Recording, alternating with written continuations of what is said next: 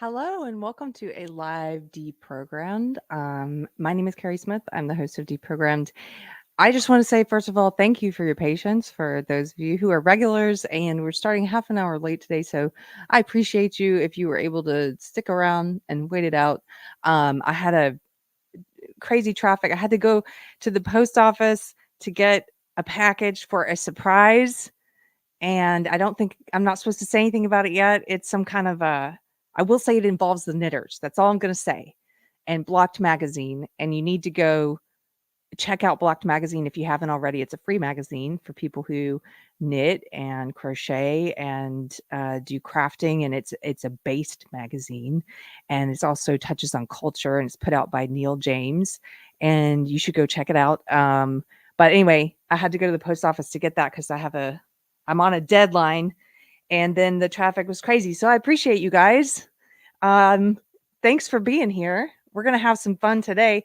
Nita, please, says John. Nita, please. We're gonna have some fun today. I'm in a great mood. It was my birthday yesterday. Thank you guys for all the birthday messages, all the really touching things that people sent, and just the kind words. And if I haven't thanked you personally, I'm getting around to it. I had a great day, mostly offline with my husband, which was amazing. And we our house is coming along. I think there's only I kept saying it's almost done, it's almost done. And now it's the painter says five more days. So at the end of next week it should finally be done. But it looks so good, and I'm just very grateful because we thought we were going to have to do the painting part ourselves, and fortunately we found this great guy who um, gave us a really great price. And so it looks so different. You should know our house, like some of you have seen pictures of the renovation we've been doing. It was pretty bad on the outside, just so bad. The porch and the balcony were rotted. There was a whole column missing. The columns were hollow. The balcony was rotted and sagging, and we had a 2x4 holding it up, or a 4x4 holding it up, and there were raccoons getting up into the walls of our house through the balcony, and it just looked like a haunted house. I'll tell you. We had someone deliver a piece of furniture once, and they called me and they were like, "I'm at the address, but it looks like an abandoned house. I don't think anyone lives here." I'm like, "No, that's my house." That's where I live. I live in Boo Radley's house, right? And so it's that kind of, it was an eyesore, and it was so bad. And so now we are having people we don't even know come over and or stop their cars driving by and tell us how much they love it and what we've done to the outside, and it looks so good. And this is what this house deserves. This house is a beautiful old house. It's over 100 years old. And when we first saw it, we were just like, this house deserves to be, restored to its glory. And so that's what we're trying to do. And I'm very pleased with the results so far. Um, so quick announcement.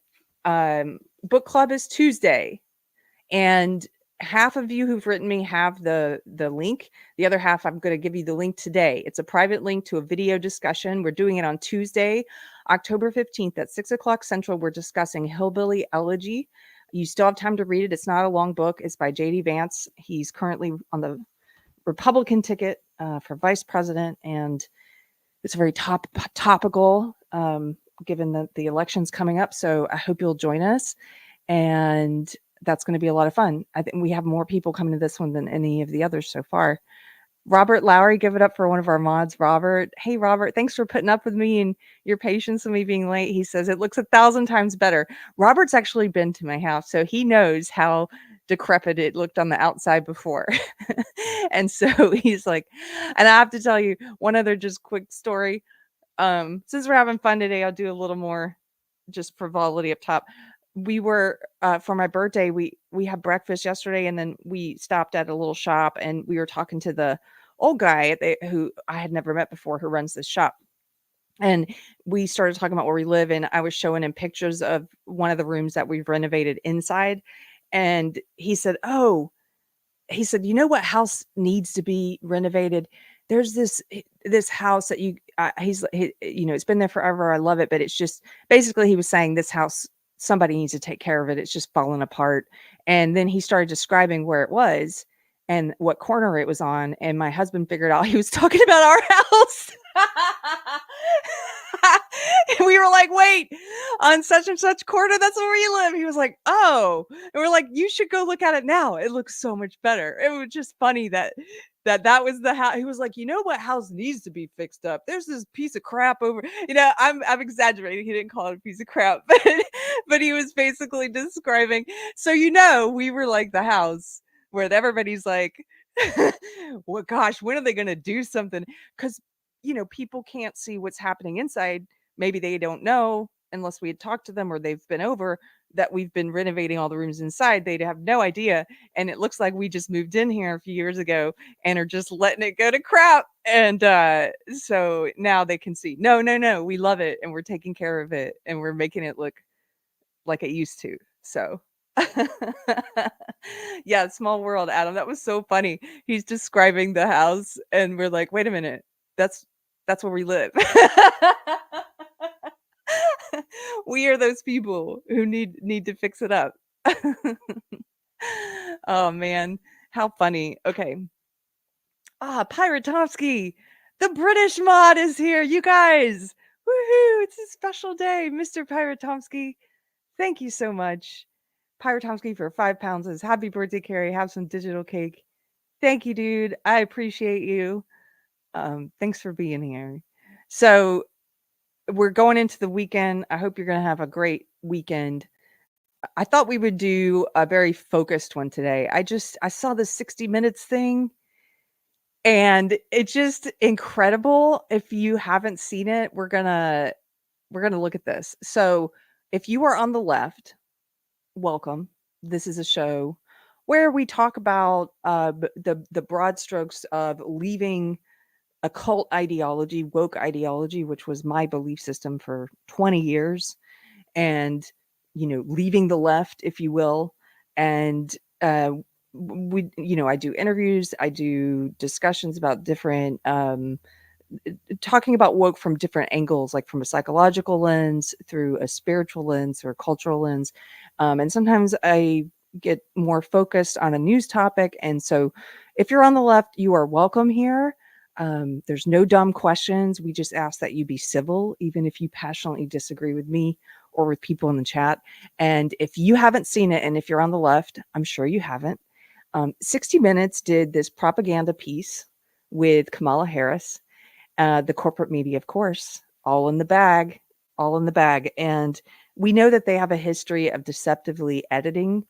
They deceptively edited, I covered when they deceptively edited Moms for Liberty's interview, and they took out her answers, and she had a transcript of the whole thing unedited, Tiffany Justice, and she released it showing how they had purposefully edited her answers to make her look bad and to pretend like she didn't have the answer for things that she did provide an answer for. And so they deal in propaganda. They've also done this. I don't know if you remember a few years ago, they did this with Mike Cernovich, where they deceptively edited Mike, and he had also receipts to show what they had done. And so when they do engage in propaganda or deceptive editing on behalf of the establishment, on behalf of the elite, on behalf of our overlords, like the Democrats, like Kamala Harris, they do it, they engage in it in the other direction. They try and make her look better than she is. They edit it and provide you with something that's dishonest. They provide the American people with something that's dishonest to try and make her look better than she is. And that's what they did. So somebody noticed that when the interview originally aired, her answers, by the way, were all over the place. They were rambling. They didn't make a lot of sense. Just a lot of gobbledygook words strung together, a lot of word salad where you try and take words that sound smart and you string it all together, but you're not saying anything, which is this is why she's been hidden from the press for so long. She's pretty stupid. And so she, at least her verbal IQ, I'd say, is very low. So she was giving those answers and it aired like that. and it was not playing well for her. And so they went and edited it on their channel for replays and for YouTube so that people would see. They took an answer of hers from a different part, from an earlier part of the interview, and they put that in as her response since it was playing so badly, so that anybody watching this version would not see how terrible she was. It's crazy. This is, if you're asking yourself, this sounds like they're trying to interfere in the election and give people a false impression and put out propaganda to interfere in the election. Yes, that is what they're doing. This is election interference. That's what this is. Holistically, Kiwi, yes. So remember that clip where she said holistically like 5 times? We're going to do it holistically in a holistic fashion. And it's really just a holistic approach. And that's where you approach things holistically.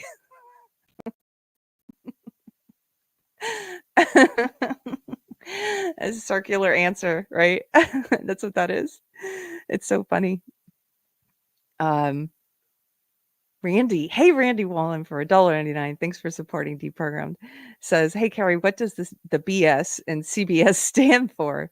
I don't know. What does it stand for, Randy? What's the BS and CBS stand for? I think we could all make a guess. Okay, so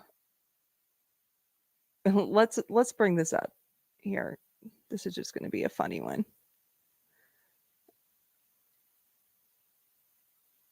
And then I've got a couple more clips from this that we can play. Okay, so several people shared this, including Libs of TikTok. I'm not sure who this guy is, but this is one of the ones that was going around. Remember Kamala's word salad answer about Israel on 60 Minutes? It's gone. It's gone.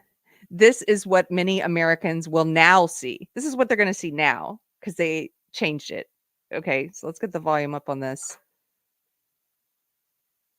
And we're going to play the edit. Here we go. But it seems that Prime Minister Netanyahu is not listening. Well, Bill, the work that we have done has resulted in a number of movements in that region by Israel that were very much prompted by or a result of many things, including our advocacy for what needs to happen in the region. But it seems that Prime Minister Netanyahu is not listening. Wait. So that was the first answer. Listen to it one more time so it's in your mind, it's locked in. Then I want you to hear what they changed it to. But it seems that Prime Minister Netanyahu is not listening. This is her first answer. This is what she actually said, or at least what they put together when they first aired it. I mean, I'm sure they tried to make her look good then too.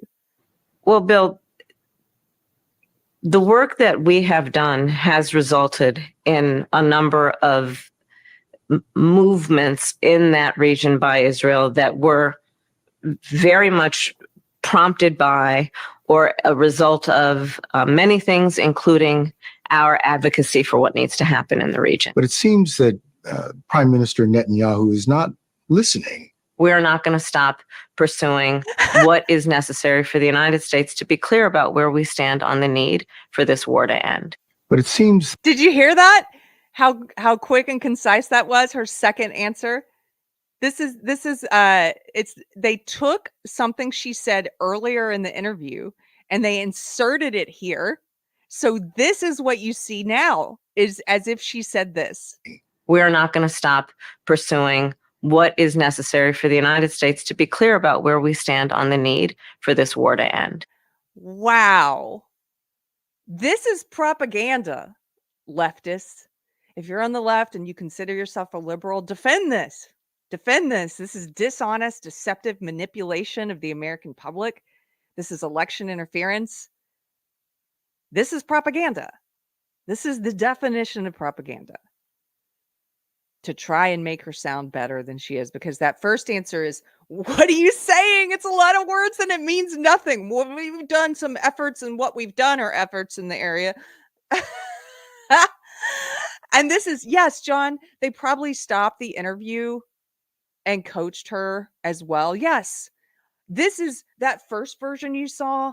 Don't think that wasn't edited either. Like that, I'm sure they did their best to, that first go round, and then they were like, oh, this isn't playing well. Let's make it even better. Let's sweeten it up even better. It's crazy. It's crazy. And her answers are just all over the place. I mean, they did the best they could. But here's another clip from the 60 Minutes interview.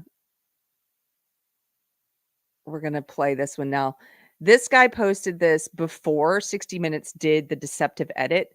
And he was saying, I've got to give it to Bill Whitaker from 60 Minutes because he went after Kamala Harris. Well, that was before they went back and edited it and changed it. Okay, let's add this one.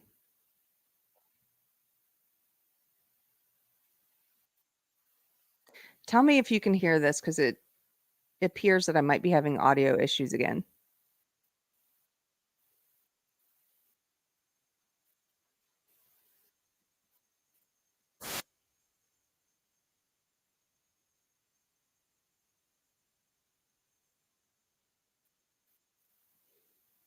Okay, no sound. Somebody's saying, okay, I'm going to refresh this tab. Give me 1 second.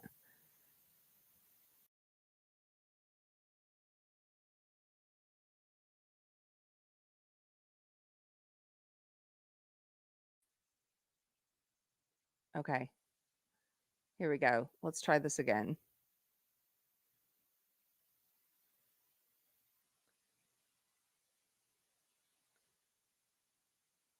Okay, listen to this one. The question was, how are you going to pay for it?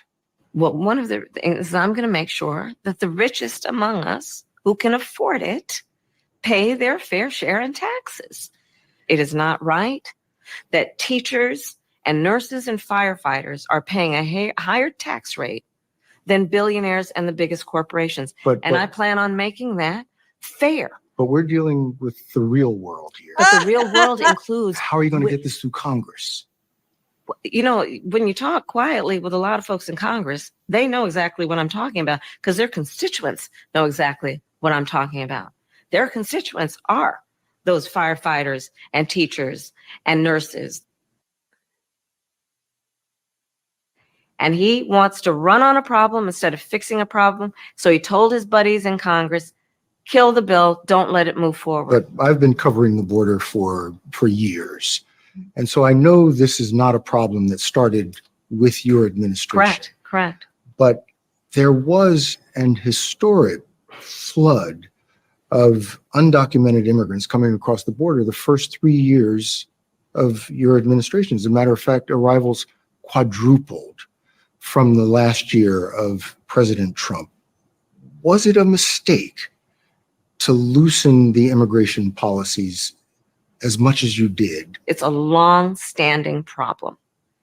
And solutions are at hand. And from day one, literally, we have been offering solutions. What I was asking was it a mistake to kind of allow that flood to happen in the first place? I think the policies that we have been proposing are about fixing a problem, not promoting a problem. Okay. But the numbers did quadruple. And the numbers today, watch. because of what we have done, we have cut the flow of illegal immigration by half. We have cut the flow of fentanyl by half, but we need Congress to be able to act to actually fix the problem. My plan is. Do you guys hear this? Now, people are asking, was this pretend pushback or was this actual pushback? I think it was. Look, I'm going to be fair to 60 Minutes. I think that someone there apparently was like, let's try and ask a real question about the border. And I think it was legit. They were at least having the appearance of asking her something that a lot of us would like to know. And so I do credit him with that. Now, that didn't stop them from deceptively going back after this aired and editing it, did it? It didn't stop them from doing that. Someone higher up made that call to like, let's make her look better. But yes, it seemed legit to me, bros and bros. And I was quite shocked that he asked her questions that 20 years ago you would expect from journalists. You would expect these nonpartisan. You would, I mean, I back then expected it anyway. I know a lot of you maybe on the right are like, no, I didn't expect it back then either. But it was pretty shocking because we're not used to hearing that anymore. Journalists today, I mean, all they do is they're in the bag for the elite, for the overlords. So for him to push back and say, she's not answering his question. He's saying there was a flood of illegal immigration on your watch. In the first 3 years, it quadrupled. The rate quadrupled. And was that a mistake? And she even after he again said, I'm asking you if it was a mistake, she still never answered. It's pretty crazy. Here, I'm going to pull up another one. Let me see if I can get this one. I think this is the one.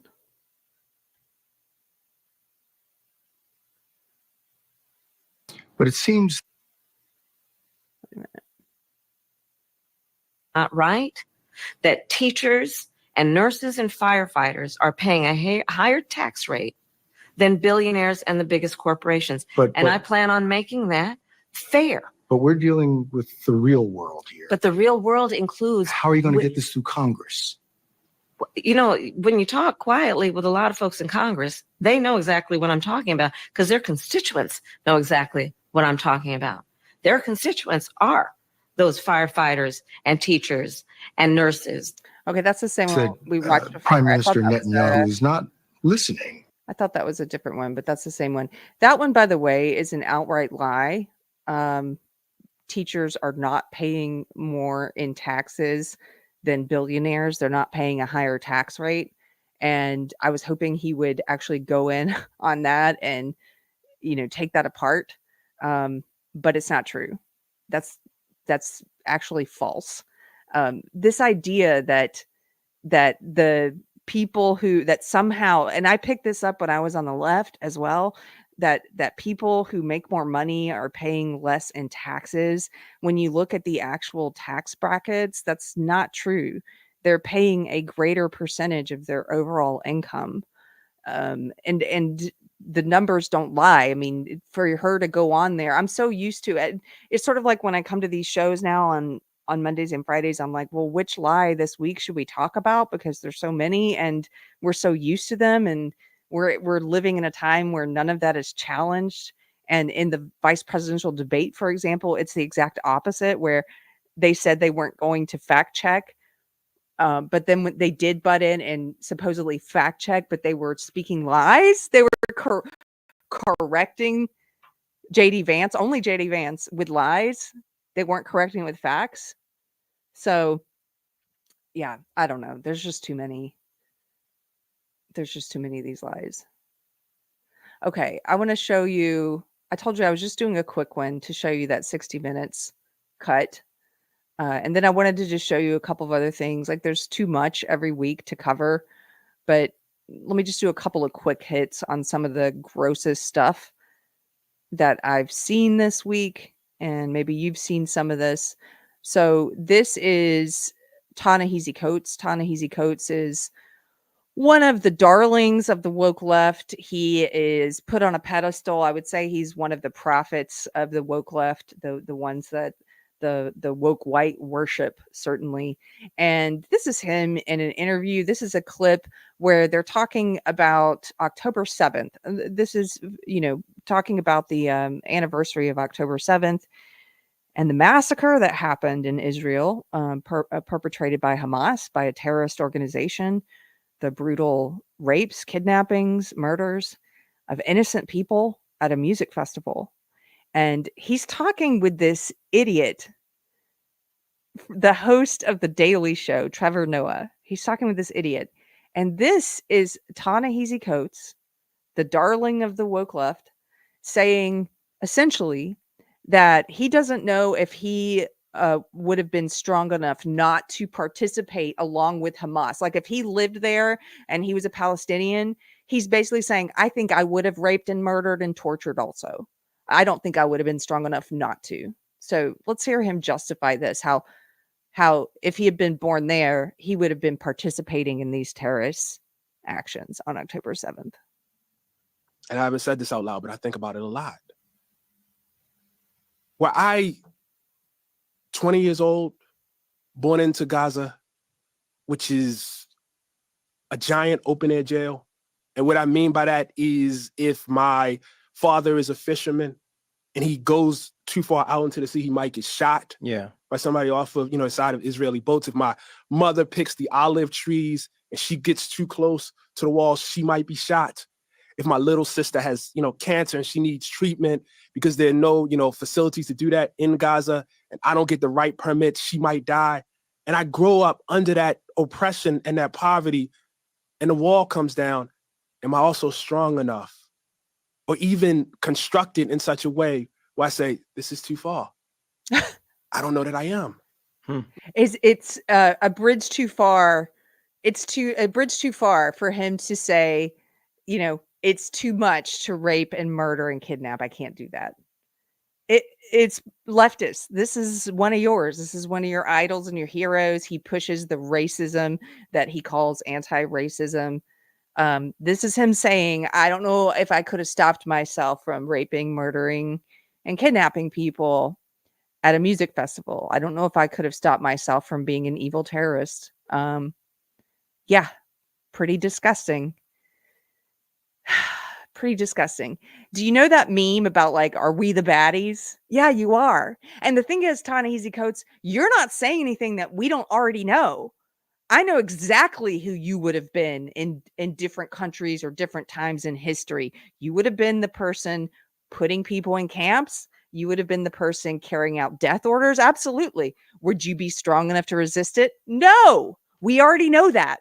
You guys are the Nazis. You guys are the fascists. You are the terrorists. You are the communists. You are all of these things. We know this about you. It's just pretty spectacular to see you say it, to see you admit to it, to say it about yourself. I love it when your mask comes off and you're honest. It's so rare that you're honest. So thank you. Thank you for this revelation. I appreciate it. Bros and Bows said, this part of the show is Keri's horrible highlights. It is. These are the horrible highlights from this week. And then I've got one positive one. I got one really fun one we can end on. But yeah, we're going to be looking at some of the horrible highlights of things, because the cycles now with the election coming up, there's just so much horrible stuff in the news. I'm like, I don't even know how to keep on top of all of this. So we're going to look through some of the highlight reels. WG, thank you for gifting 10 memberships. Woo! Give it up for WG. Membership fairy today. Thank you for supporting Deprogrammed. I appreciate it. And then John had a great comment. John said, that which you blame others of is exactly what you're guilty of. For sociopaths, yes, that's true. And these people are sociopathic. And that's true. Every accusation they make is a confession. They are the fascists. They are the communists. Okay, I've got another horrible highlight here. This one is pretty disgusting. Now, when this one first went around, people were asking, is this real? Because it's just so gross. And people were, wondering, could this possibly be some deep fake? This is real. I'm going to share this tab instead. Here we go. This is Gretchen Whitmer. And it's a clip that it has gone viral on TikTok. And I've got hold on one second. This is the governor of Michigan. And some of you guys, those of you who are in Michigan have had a lot to say to me over the years about her behavior during COVID. She was one of the worst governors. She was one of the ones pushing the most authoritarian, the most fascist policies. And correct me if I'm wrong, wasn't she the one who also said you couldn't even buy seeds during COVID? Correct me if that was a different governor, let me know.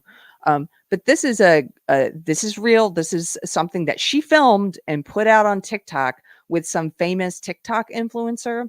And Sebastian Gorka posted this and he said, is Gretchen Whitmer making fun of Catholics here, or is she just a pervert? And the answer is both. She is a pervert, and she's also purposefully perverting and mocking communion and what that signifies. And she's mocking God. This is sacrilegious, what you're about to see, and it's gross. It's sexual and perverted, and it's just I can't. Let me just show you. Here we go. Wait a minute, I should mute it so we don't get some kind of block because of the song. There's this creepy love song playing while she does this.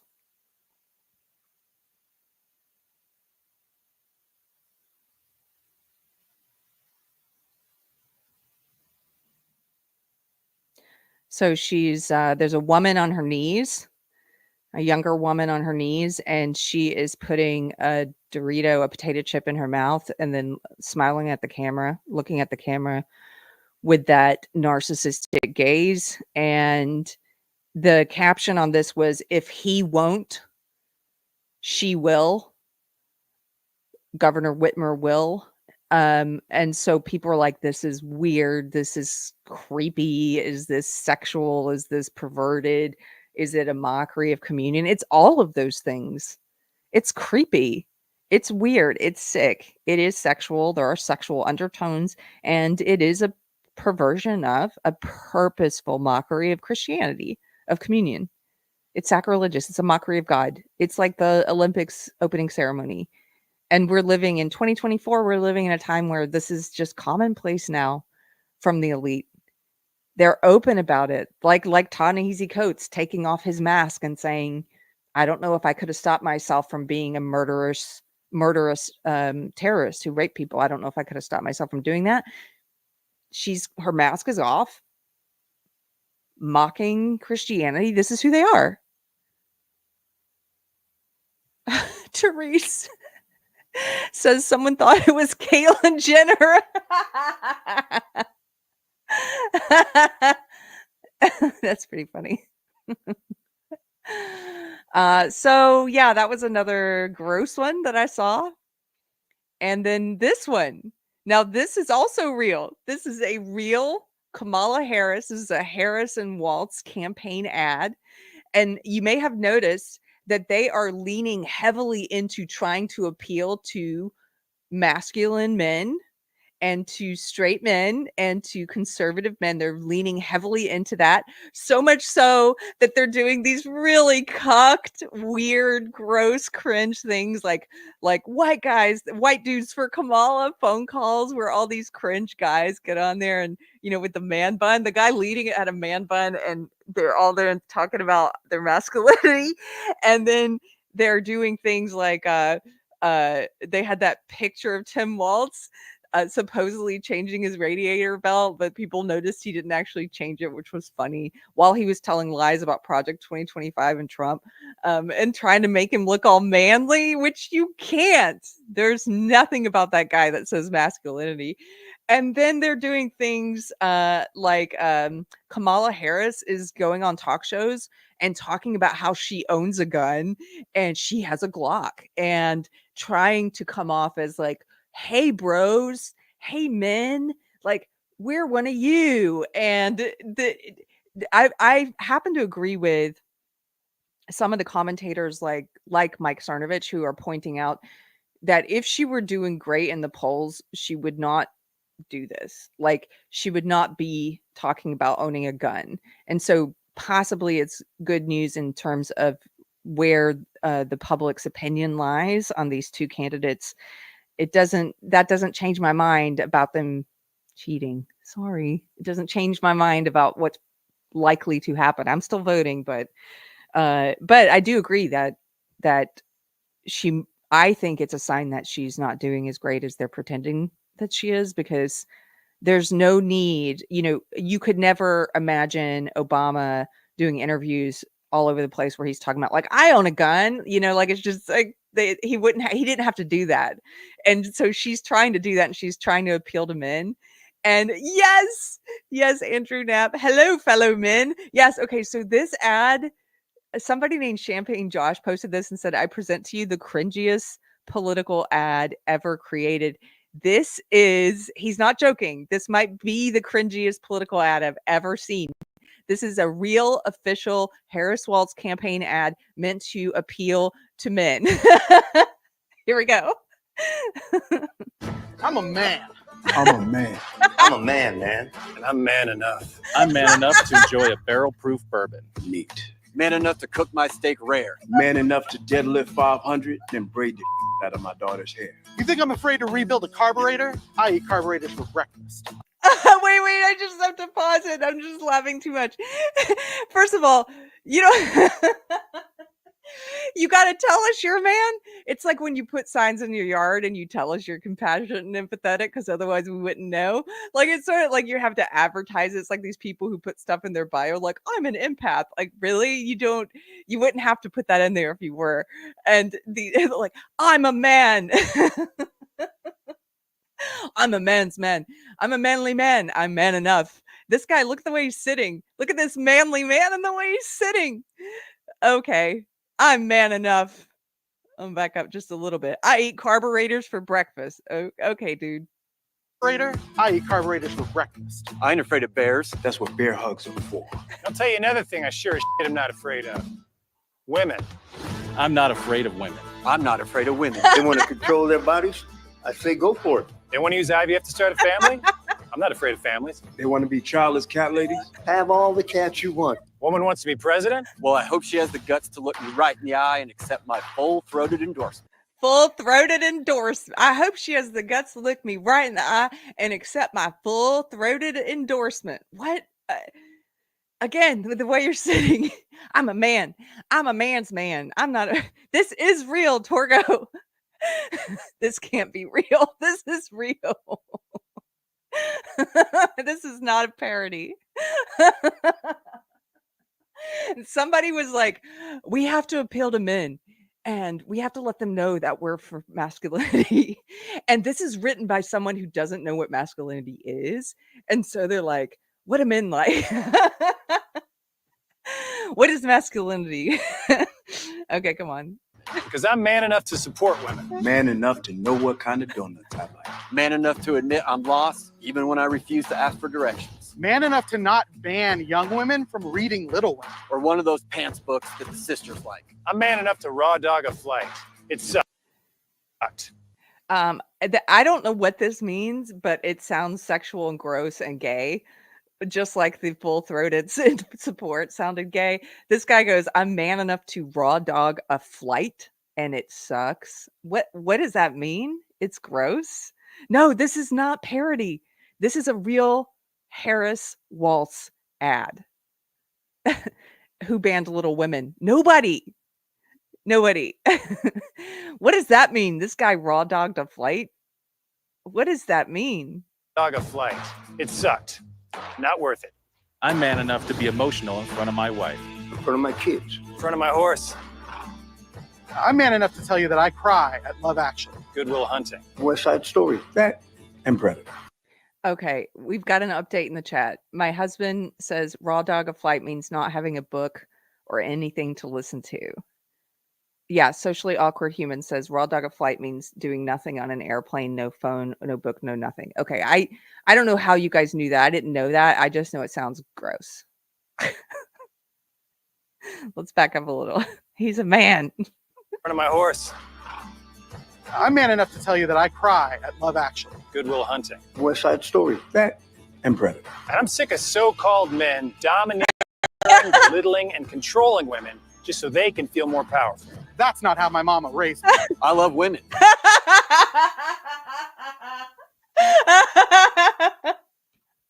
That guy's my favorite. The one that's sitting like that. I love women. I'm sure you do.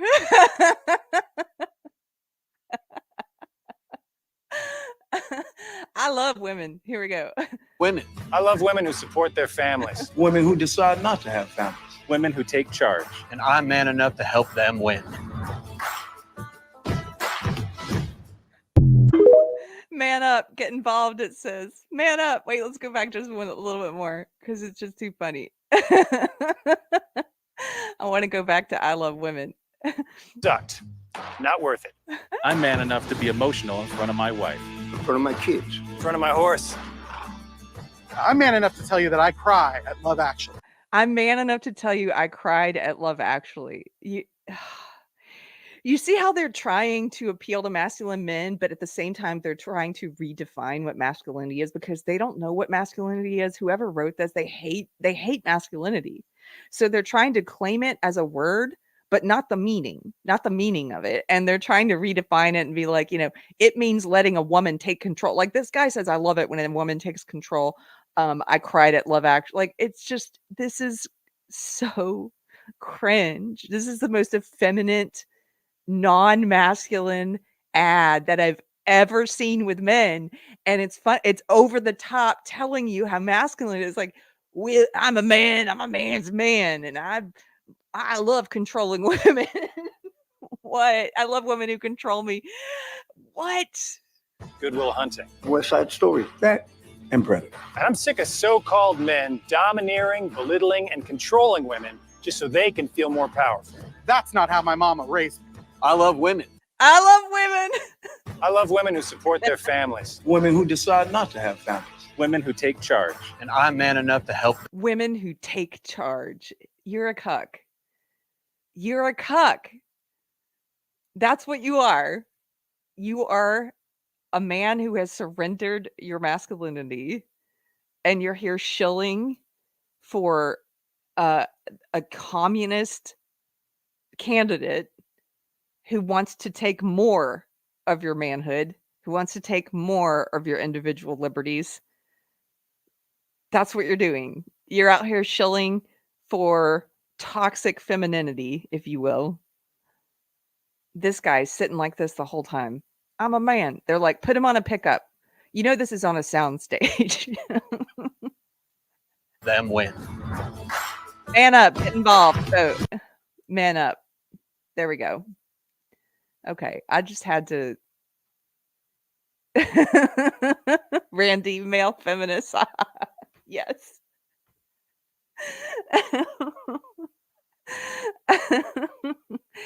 Oh man, I love women, says Pirate Tomsky. Cope. Yes. Must have been written by the Gillette ad team, says Channel Julio. Yes. Have you guys seen a more cringe ad? I just I don't know. It's sick. Yes, I saw somebody, I forget who, the comments were scrolling by, but somebody said these men disgust me. Yes, they're disgusting. But it's also hilarious to me because they're trying so hard to pander to men, and it's exactly like somebody said in the comments of like, hello, fellow men. I too enjoy steak and masculine things like pickup trucks and bales of hay. And I love women. and I enjoy working out and other things that males love. Oh my gosh. I'll just say something about male feminists since we're talking about it. Excuse me. Male feminists are some of the most, as a group, on average, and every woman in the chat will validate this. I know it. Even if you're on the left, I know it that you will confirm this. People who call themselves male feminists are some of the most effeminate, emasculated, cucked, powerless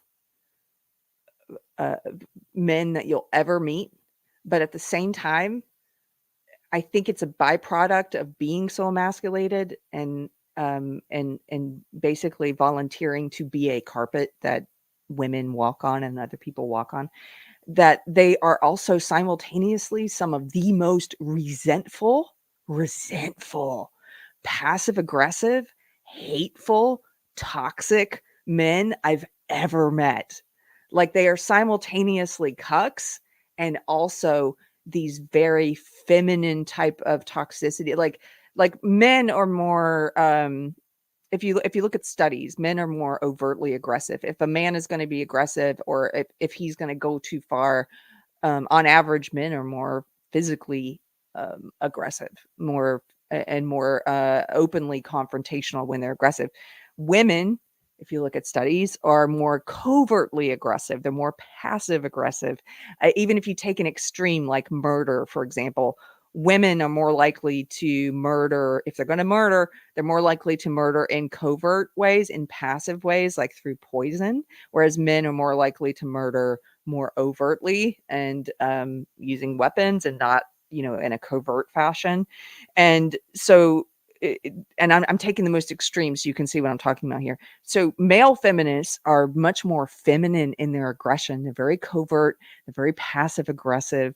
They're very spiteful and nasty, and they try and use sarcasm, but they wield it in a really nasty way. And they're not able. And I think all of this is because they're not able to just be open and to just be free to be themselves and to have their own thoughts and opinions. And so it comes out in this really toxic, perverted, effeminate way. And, I don't like passive aggression in anyone. I think it's a really negative personality trait, obviously. I don't like it. I would much prefer open aggression. I much prefer people to be openly at odds with me or confrontational or tell me what they think in the comments or in real life. Like if you have a problem with someone, I think it's better to tell them you have the problem with them so you can hopefully resolve it. I don't like passive aggression. It's usually a dishonest is what it is. And but I actually hate it more in men than women. I talked about this online once because I was like, is this true for anyone else? And a lot of people said, yeah, this is true. Like I find it more repulsive in men, like in male feminists, passive aggression.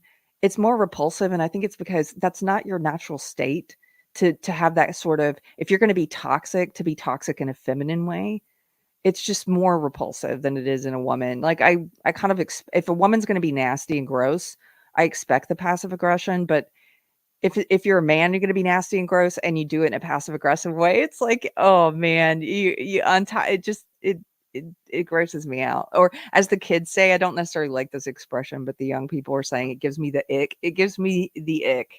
Okay. It makes me go, ugh, gross, disgusting.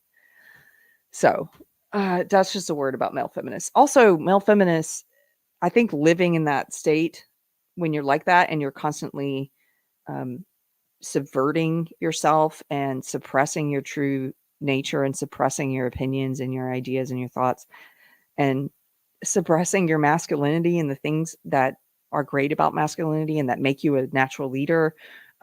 I think when you're living like that and you're suppressing all of that, you become like really spiteful and vindictive. And you also become more just dishonest in general because you're lying. It's almost like you're living a lie. And so lying is nothing to you and you just become a really dishonest person. So all of this to say, I cannot stand male feminists. I find them more repulsive than women who are feminists. And this ad is equal parts repulsive and hilarious. So your average patriot nerd gifted 1D program membership. Thank you so much. Thank you for your generosity. And John is here for $5. Thank you for the super chat for supporting the program. Says, ironic that they use the word throated in a Kamala commercial. Just saying. I know. I was like, are they not hearing themselves? That guy was like, I give a full-throated endorsement. And then the other guy's talking about, I raw dog. I'm like, what are you talking about? You guys.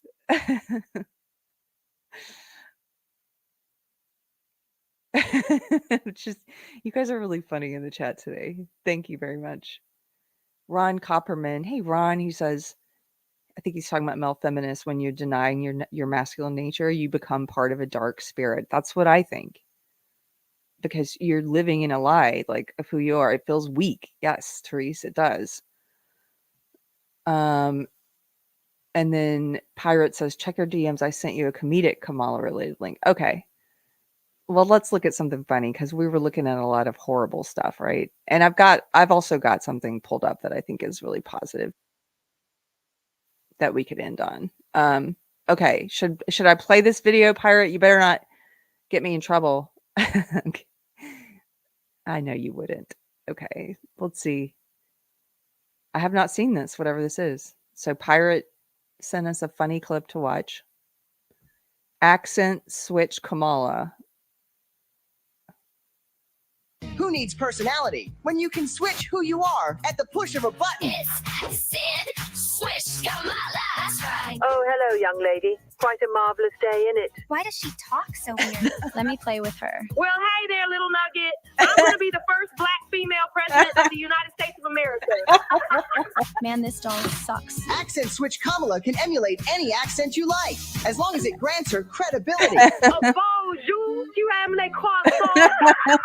Merde américaine. Guten Tag, Sie lieben ein Bratwurst? Ufta, ufta, ufta, da.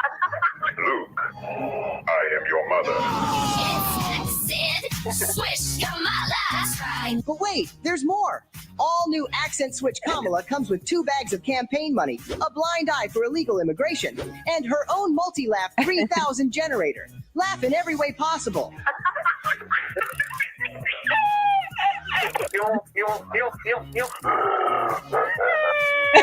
Accent Switch Kamala turn your life into a complete circus. When you give me more money, like Uncle Joey did. Don't you wear a little mad? The money's coming. I don't understand. Oh, excuse me, honey. I meant to say, the money is coming. I love ice cream coming on map. It's Accent Switch Kamala and brand new Tampon Tim. You know, my grandma always used to say, Kamala, Janu, please wash your hands so we can eat our chicken masama.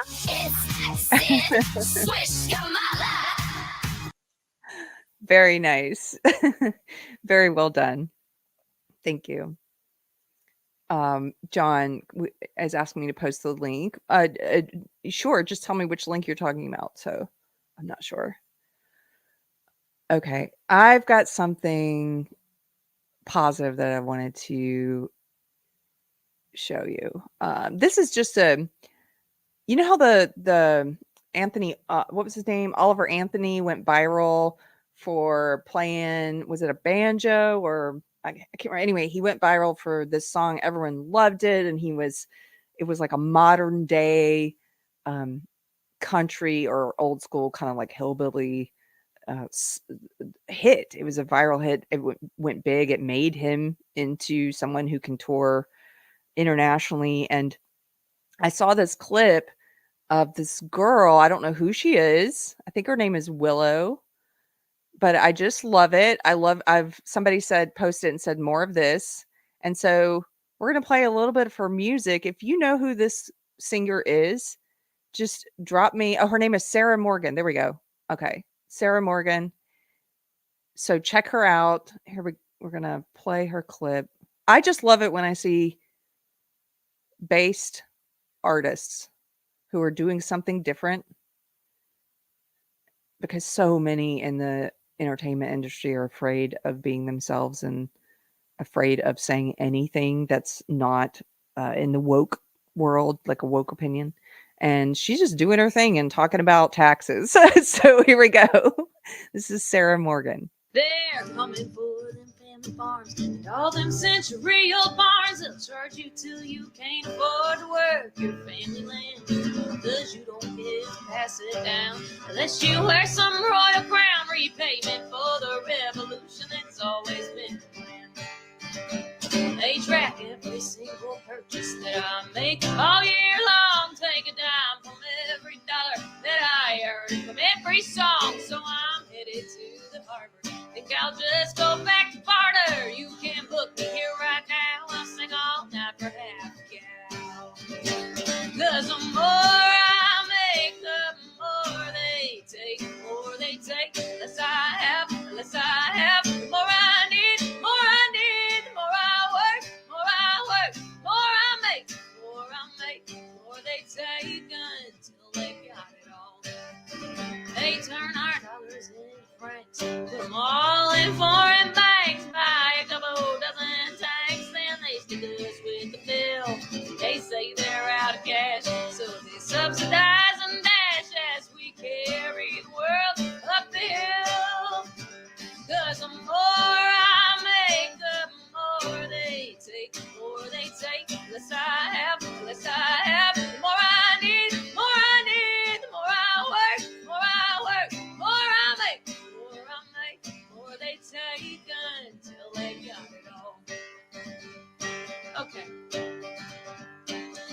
sick and tired of this USD. I use it and they charge me, while everyone but us has it in reserves for free. I'm gonna buy a little boat, pay one less county fee, set sail for international waters where they can't audit me yet. Where they can't audit me yet. I just thought it was fun and so different, and I've seen it, and I didn't even know who she was until just now. Somebody dropped a comment below with her name, Sarah Morgan, but I was thinking this could be the next Oliver Anthony kind of you know, the theme song for today's modern based, reality based working class voter, hopefully. So and I like it when I like to support people who, like I said, artists who are doing something different. So go check her out. I've got another thing I wanted to show you, and then I know I said we're going to end on something positive, but I forgot to play this one in the list of terrible, horrible things going on in the world. So my last video, not the Christian panel from Wednesday night, which was amazing, by the way. I so needed that. That was one of the best panels. If you didn't see it, Wednesday night, 6:00, we did a Christian panel, and it was just about God's peace during times of chaos and talking about election stress and, world tragedies and war and hurricanes and everything. And there was more scripture read in that show than we've ever read. And I really needed to hang out with those guys. I love those guys.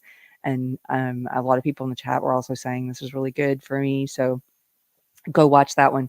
But before that, before the Wednesday show on Monday, I did a whole stream. Some of you were here, a stream about the left and the ways in which they censor and the ways in which they are now coming out openly, full-throatedly, to borrow an expression from the Kamala's camp, full-throatedly against the First Amendment. And so we played clips of John Kerry and AOC and Bill Gates and Hillary Clinton basically saying that democracy sucks and the First Amendment sucks and they need to get enough control that they can do whatever they want. They were openly saying stuff like this. It's disgusting. So somebody alerted me on Monday. They took my video down. YouTube removed it. YouTube took my video down. That hasn't happened in a long time. It's happened before where they've told me it was an error. Okay. But it hasn't happened before where they've said, yes, we removed it because your video violated community standards. That's what they said. They said my Monday video violated community standards, and they specifically linked to a certain time code. And they said I was pushing medical misinformation because I said some very true things, factual things about the COVID virus and vaccine. And now I'm kind of wondering if they're watching every video to just, get on that button again and take another one down. And it was pretty funny because the topic of that video was about how the left is not liberal and they are censorious and they are against the First Amendment and they are against free speech. And it was about how much they censor. And lo and behold, they censored that video. It couldn't have been more illustrative. They showed people, if you're on the left and you're watching my channel and you're trying to figure it out, like, look what they did. They took that video down and they gave me a warning. They didn't give me a strike, but they gave me a warning. So if it happens again, then I get a strike. And then after a strike, I think it's a certain period of time before you can stream again. And after 3 strikes, your channel comes down entirely forever. So they gave me a warning. The full video is still up on Rumble. And I have edited it. I was going to put it out yesterday, but then I was playing with it some more because I want to make sure this one doesn't get taken down and I don't get a strike. I did edit it and I put in some cricket sounds during the part they want me to take out, which will hopefully anybody who comes across it would be curious about why was this censored, and go to Rumble to see the full thing. Yeah, thank you to Rumble because they don't censor like this, but this is the world we live in, leftists. This is not liberal. This is I don't know how you, at this point, by the time we've reached 2024, with all that's happened in the past 4 or 5 years, I don't know how you can still consider yourself a liberal and be on the left. I don't understand that anymore. I mean, I try to. That's why I talk to you guys. But it seems like so much has happened. I mean, my blinders were on. I do get that. My blinders were on for 20 years. But so much has happened in the past 4 or 5 years. It's like you really have to close your eyes to a lot. Yeah, Pirate Tomsky. Pirate remembers. He's been with me since the beginning. Pirate says, God, this takes me back to the tightrope we all had to walk on during the coup era. Yeah. So I learned that there's still censoring for this. This is not liberalism, says Lindsay, the cynical geek. This is not liberalism. This is the true face of communism. That's true. It is. It's the true face of communism. So I'm going to be putting that video up. Like I said, I spent some more time just making sure, hopefully it doesn't get taken down. Again, I'm going to put it back up. If you could, give it a watch, give it a share. I want people to see this is what they do. They censor. I'm going to re-upload it with like, YouTube forced me to censor this video about how they censor. Something like that. Something like that. Super Base for $5 says, remember, make a day of election day. Take your friends and family and go vote, especially for local elections. Let's make America great again. Thank you for the reminder, Super Base. Thank you for the super chat. And more importantly, thank you for the reminder. It's very important. We have to make this margin so large that anything they do to tamper with it is going to be more obvious to the sheep. That's how I view it. Okay, so that video that they censored, as I said, was about censorship and how the left is coming out against the First Amendment, against the Constitution, against democracy. And since then, I saw another clip of Kamala Harris. We've seen a few of her now saying she is going to censor. She's just absolutely full-throatedly saying, we're going to do some fascism. I mean, that's basically what she's saying. We're going to do some fascism. So here she is. This is I had not seen this one before. This is her speaking at the NAACP. And we're going to hear what she has to say. And will put the Department of Justice of the United States back in the business of justice. We will double the Civil Rights Division and direct law enforcement to counter this extremism. We will hold social media platforms accountable for the hate infiltrating their platforms because they have a responsibility to help fight against this threat to our democracy. Wow. And isn't that amazing? This is what psychopaths and sociopaths and narcissists do. This is a reversal. This is Darvo. This is projection. It's what individual, like if you've ever encountered an individual with cluster B, this is what they do. And that's what she's doing. She's accusing her targets that she wants to censor of doing what she's doing. She's saying, basically, we're going to thwart democracy to prevent you from thwarting democracy. Like, we're going to squash the First Amendment because you guys don't believe in the First Amendment. Like, we're going to do an anti-democracy so that you don't do an anti-democracy. Like, do you hear this? We are going to censor. We're going to force the social media companies to censor, which they were already doing. We know they were doing. My video that got taken down was all about that. It's still on Rumble, but it was all about that. Like the Twitter files, the Facebook files, Mark Zuckerberg coming out and admitting that the Biden administration, the Biden-Harris administration, were pressuring him to censor on behalf of the government. That's a violation of the First Amendment of free speech. This is just, it's insanity. Here, back it up just a little. Ability to help fight against this threat to our democracy. And if you profit off of hate, if you act as a megaphone for misinformation or cyber warfare, if you don't police your platforms, we are going to hold you accountable as a community. And we'll put It's incredible. So misinformation, right? Like, did 60 Minutes spread misinformation, Kamala, when they edited your interview to make you sound better than you did? When they lied to the people, they put out misinformation. They lied to the American public. They put out propaganda and they used you to do it. They did it for you. But that's not what she's talking about.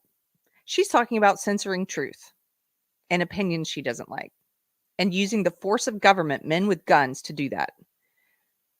Make no mistake, when Elon says, and this is something I agree with him on, Elon Musk, he's like, if Trump doesn't win this election, this is going to be the last election. And I agree with him. I think we've already had the last election. I'm a little more black pilled than that. I think these elections are for show. That's where I'm telling you what I really believe. I'm sorry, it's a little black pilled. It's just a matter of if they can get away with it with the majority of their base believing it each time.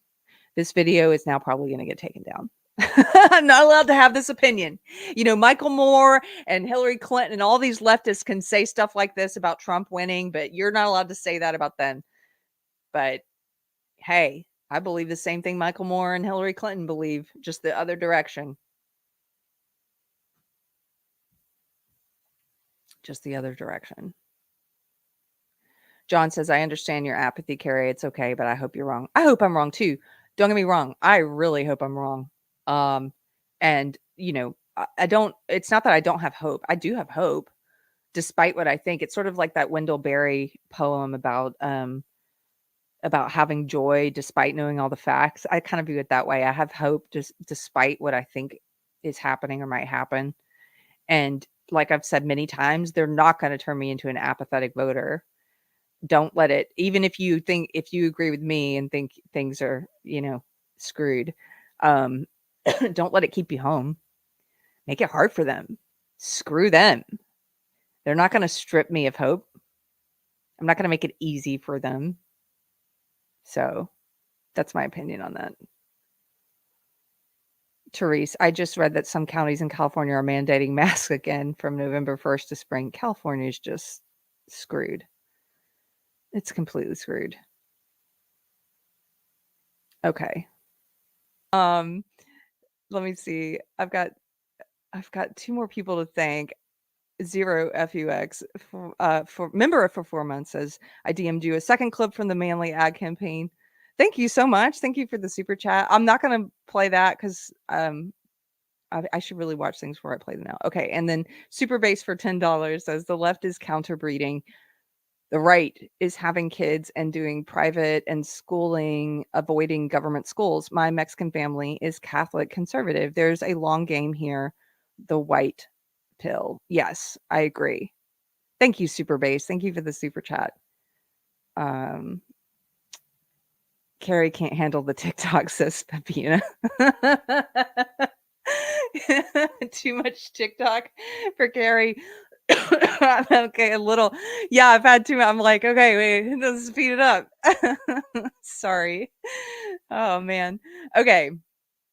I appreciate hanging out with you guys today, and I did want to keep it short. That's the other reason I'm wrapping it up, because we have a lot to do today. If you're in Georgetown, Texas, my husband's got a show tonight. I hope to see you. And we have book club coming up on Tuesday.